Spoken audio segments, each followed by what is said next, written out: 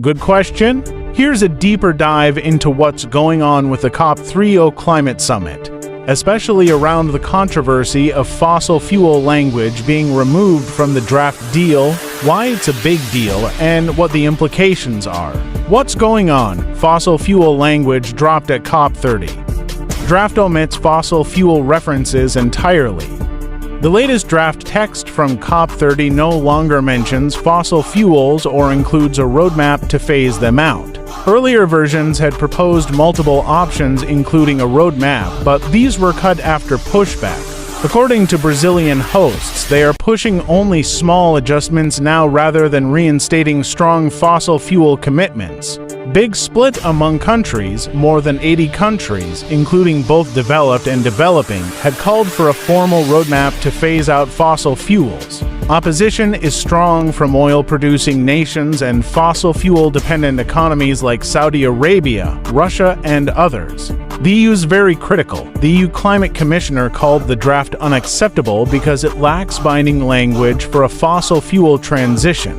Why this matters? Fossil fuels are the main driver of global greenhouse gas emissions. Excluding them from the deal weakens the ability to address climate change effectively. Without a roadmap, there's no clear, collective plan for how countries move from fossil fuels to clean energy. That's a major concern for climate activists and vulnerable nations.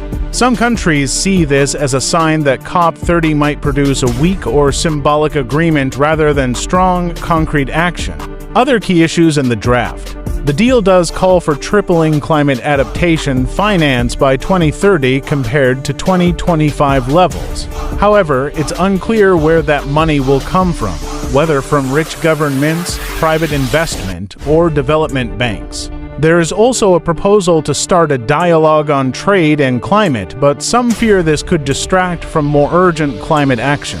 Tensions and risks. If the final deal doesn't address fossil fuels, some countries have threatened to block it altogether. The absence of fossil fuel language could undermine trust in the COP process, especially among nations most affected by climate change. On the other hand, pushing too hard for a phase-out could alienate major fossil fuel-dependent economies, risking further deadlock. Why it's a big deal? This isn't just political, it's existential for many vulnerable countries that are already facing severe climate impacts. If the COP agreement ends up being weak, critics argue it may be empty or symbolic rather than meaningful.